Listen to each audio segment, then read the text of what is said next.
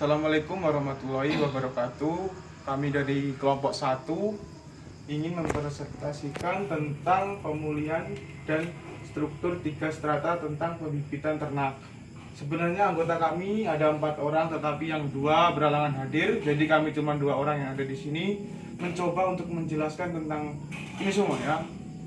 Jadi saya yang pertama yang bernama Randy Saputra dengan NIM 2354 2320 dan ini Saya Almika Abimajaya, NIM 2354 23 2021. untuk yang pertama akan dijelaskan oleh Mas Apri. Monggo Mas.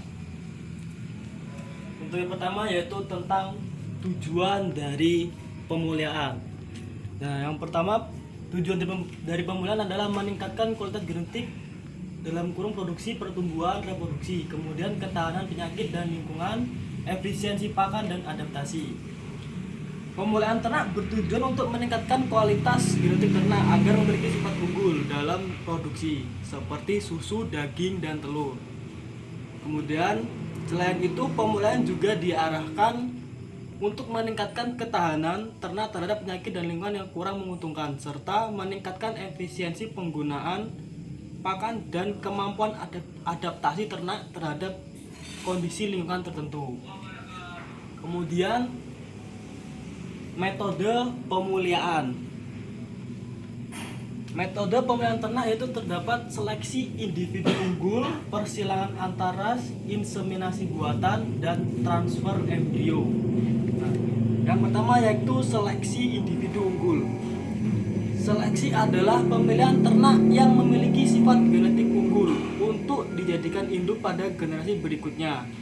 Seleksi ini dilakukan berdasarkan karakteristik yang diinginkan, seperti produksi tinggi atau ketahanan penyakit. Kemudian dari persilangan antaras. Persilangan dilakukan dengan mengawinkan ternak dari ras yang berbeda atau sejenis untuk mendapatkan keturunan yang memiliki sifat unggul dari kedua induknya. Metode ini bertujuan memperoleh keuntungan heterosis atau hybrid vigor yang meningkatkan performa ternak. Kemudian ada inseminasi buatan. Inseminasi buatan yaitu teknik memasukkan sperma jantan unggul ke dalam alat reproduksi betina menggunakan alat khusus tanpa perlu kawin alami. Metode ini mempercepat penyebaran gen unggul dan menghemat biaya pemulihan. Kemudian ada transfer embrio. Transfer embrio adalah teknik memindahkan embrio dari induk betina unggul ke induk betina pengganti sehingga dapat memperbanyak keturunan dari induk unggul dan waktu yang singkat. Kemudian yang ketiga terdapat tahapan pembibitan, yaitu terdapat pemilihan induk unggul, kemudian yang kedua perawatan dan pemeliharaan induk, yang ketiga proses reproduksi mencakup inseminasi, kawin alami, yang kemudian yang keempat pengelolaan anak ternak mencakup perawatan dan vaksinasi, kemudian yang terakhir evaluasi keturunan. Untuk yang pertama yaitu pemilihan induk unggul. Memilih induk jantan dan betina yang memiliki sifat genetik unggul sesuai dengan tujuan pemulihan untuk dijadikan induk pembibitan. Kemudian perawatan dan pemeliharaan induk. Memberi pakan bergizi, menjaga kebersihan kandang dan kondisi lingkungan yang nyaman agar induk tetap sehat dan kondusif. Kemudian yang ketiga yaitu proses reproduksi, melakukan perkawinan secara alami atau melalui inseminasi buatan untuk menghasilkan keturunan yang unggul. Kemudian yang terakhir yang keempat yaitu pengolahan anak ternak, yaitu dengan merawat anak ternak dengan baik, termasuk pemberian pakan yang cukup, vaksinasi dan perlindungan dari penyakit agar tumbuh optimal. Kemudian yang terakhir yaitu evaluasi keturunan, yaitu dengan melakukan pengamatan dan pencatatan terhadap keturunan untuk menilai apakah sifat unggul yang diinginkan berhasil diturunkan dan untuk menentukan induk selanjutnya dalam siklus pembibitan. Jadi kesimpulannya yaitu pemulihan ternak yaitu merupakan proses jangka panjang yang menggabungkan ilmu genetika, reproduksi, manajemen pakan, dan kesehatan ternak untuk menghasilkan ternak yang efisien, adaptif, dan produktif sesuai kebutuhan pasar dan lingkungan. Nah, selanjutnya yaitu tentang strata, tentang struktur 3 strata yang akan dijelaskan oleh Randy. Silakan. Baik, saya akan melanjutkan daripada Mas Apri, yaitu struktur 3 strata. Strata 1 yang dimaksudkan adalah produksi pakan hijauan, yaitu rumput unggul dan legum sebagai pakan dasar untuk campuran rumput gajah dan lamtoro. Merupakan strategi yang sangat umum dalam sistem peternakan ruminansia, terutama di daerah tropis seperti di Indonesia. Ini karena kombinasi rumput dan legum memberikan keseimbangan antara energi dan karbohidrat dari rumput dan protein dan dari legum yang sangat baik untuk pertumbuhan dan produksi ternak. Yang pertama yaitu rumput gajah atau Pennisetrum purpureum. Rumput gajah merupakan rumput unggul sangat populer di kalangan peternak karena 1. Produksi biomasa tinggi, bisa sekitar 150 sampai 200 ton atau H per tahun. Yang kedua, mudah dibudidayakan. Yang ketiga, toleran terhadap potongan rutin.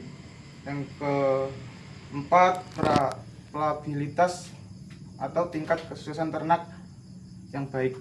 Namun kandungan protein relatif rendah, yaitu sekitar 7% sampai 9% pada rumput yang tua, sehingga perlu dikombinasikan dengan legum. Berarti kan ini dikombinasikan dengan legum. Yang legum adalah pohon yang sering dipakai pakan karena kandungan proteinnya tinggi, berkisar sekitar 20 sampai 30%, bisa memperbaiki kualitas pakan hijauan, mengandung tanin dan mimosin, sehingga penggunaan harus dibatasi sekitar 20 sampai 30% total pakan hijauan. Yang selanjutnya adalah strata yang kedua, yaitu penanaman penunjang. 1. Legum, perdu atau semi pohon, turi, indigofera. Yang kedua, sumber protein dan nitrogen untuk tanah dan pakan.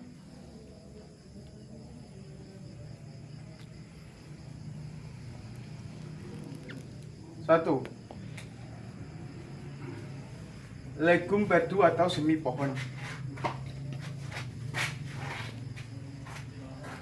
Jenis legum perdu atau semi pohon kecil, tingginya bisa mencapai 6 sampai 10 meter.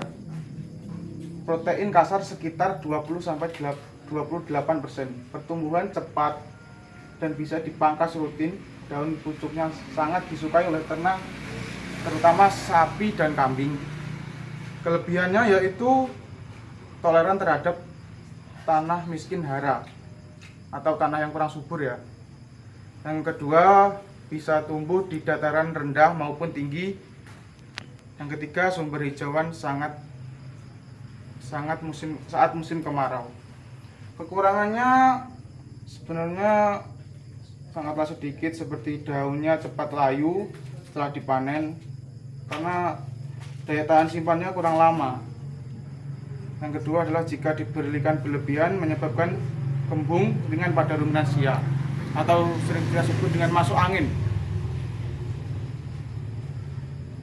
Yang kedua ini adalah sumber protein dan nitrogen untuk tanah dan pakan.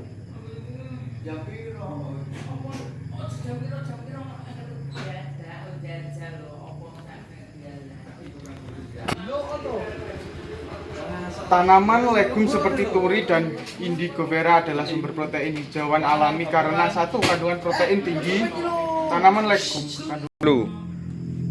Indigofera zollina sekitar 25 sampai 31%, Saspina gradiovola sekitar 20 sampai 28%, Glycida sepium sekitar 18 sampai 25%, Lamtoro sekitar 20-30%. Manfaat bagi ternak yaitu mempercepat pertumbuhan karena asupan protein yang cukup, meningkatkan produksi susu dan kualitas karkas, mengurangi kebutuhan konsentrat pakan pengganti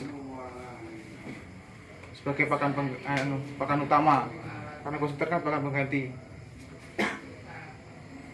Yang selanjutnya adalah strata yang ketiga, pohon pelindung dan sumber pakan. 1. Pohon pelindung gamal sengon. Yang kedua, memberikan naungan sumber kayu bakar dan pakan tambahan dari daun.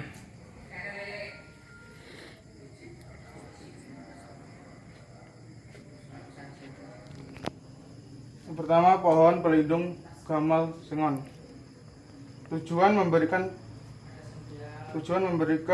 naungan untuk tanaman bawaan rumput legum, itu sebagai sumber kayu dari cabang-cabang yang dipangkas, pakan tambahan daun-daun protein tinggi.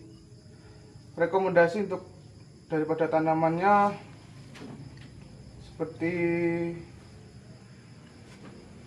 turi, lamtoro, sengon, kaladirus.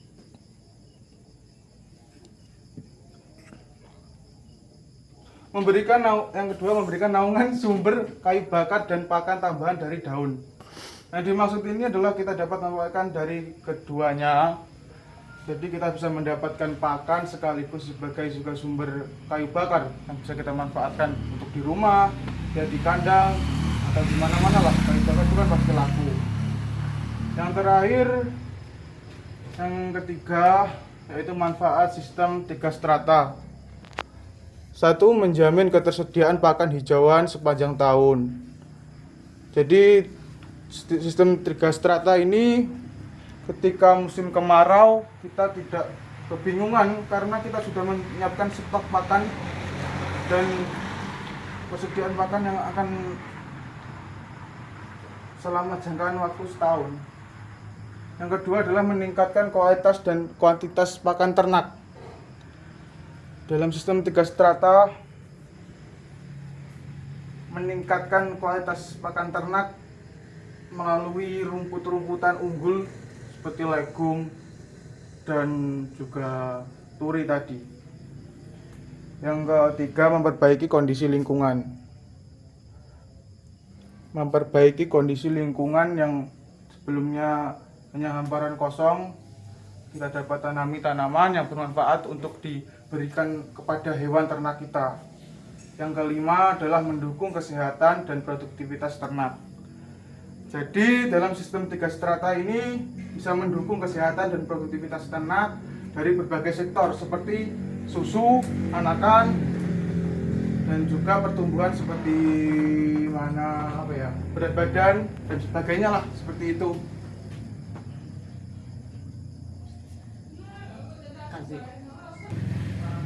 Dari pemulihan dan 3 struktur strata tentang pembibitan ternak, ini dapat disimpulkan oleh Mas Apri. Coba Mas simpulkan.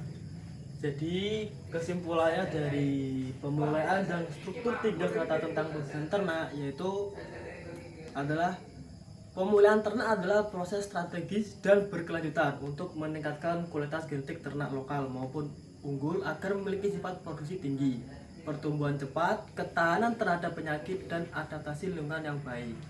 Program pemulihan yang efektif mengintegrasikan seleksi individu unggul, persilan antara, serta teknologi reproduksi seperti inseminasi buatan dan transfer embrio. Nah, kemudian